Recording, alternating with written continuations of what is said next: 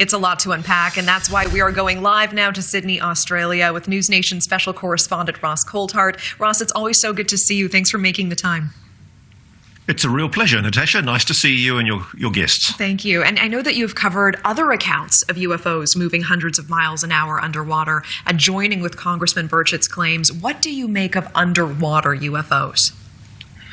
I've had the privilege of speaking directly with submariners, particularly, who have been witness to measurements of objects underwater using the sophisticated tracking technology that both the US Navy and my Navy in Australia use.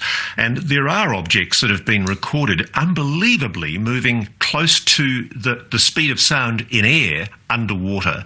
So we're talking there about hundreds of kilometres an hour, hundreds of miles an hour.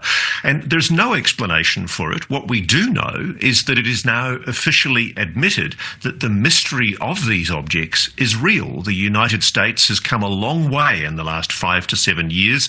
It now admits officially through the Director of National Intelligence that, in fact, there is a mystery, a genuine mystery there that requires investigation. And so now under the new administration, under President Trump, there's a big push on privately behind the scenes to get the claims of people like Jake Barber, the guy that I interviewed on News Nation a few weeks ago, who exclusively revealed his knowledge, direct first-hand knowledge of the existence of a retrieval program, an underground retrieval program involving alleged alien technology. Incredible allegations, I know. But what's interesting is there is now engagement at the top levels of the Trump administration and also in the Congress. People want to hear more, and they're asking questions. And let me ask you about that, because I know Jake Barber revealed that he has met with then Senator Marco Rubio's staff about the UFO retrieval program he says he was a part of.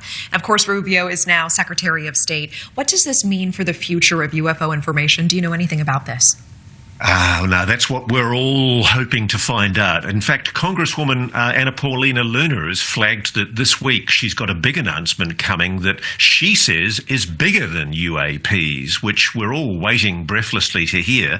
And the speculation is that it might involve some decision about declassification of some of the more intransigent government secrets, particularly UAPs. We just don't know. I think one of the issues for incoming administrations, is they're often not told until they get into office what the secrets really are. And the president has been quite upfront about his determination to reveal what can be revealed about UAPs. As you know, I did an interview with Don Trump Jr. a few weeks ago, and he's obviously very engaged with the subject.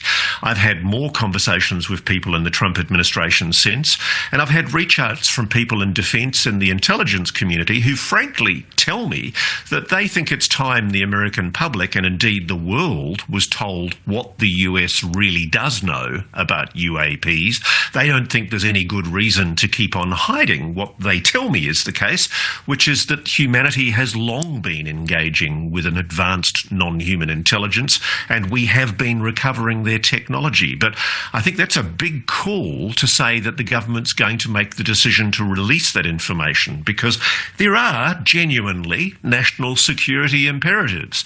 I can understand why the Defence Department might want to protect weapons technology or propulsion systems or energy systems. But I think at the very least, President Trump could come out and he could say, yes, we are aware of a non-human intelligence and advanced technology, but we're not going to reveal those secrets to the Russians or the Chinese, potential adversaries. But we do think you, the public, should know that we are on top of this. We're restoring it to congressional oversight because it's been hidden improperly from the Congress and indeed from previous presidents.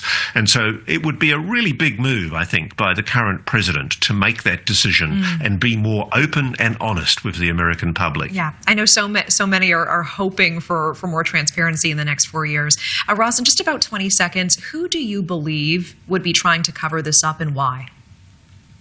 I think more often than not, Natasha, it's coming from private industry. There are a group of aerospace companies who've got the control of this technology, and by golly, they're not letting go in a hurry. Ross Coulthart, it is always so good to see you, and it always sparks so many questions. Thank you so much. Thanks for watching.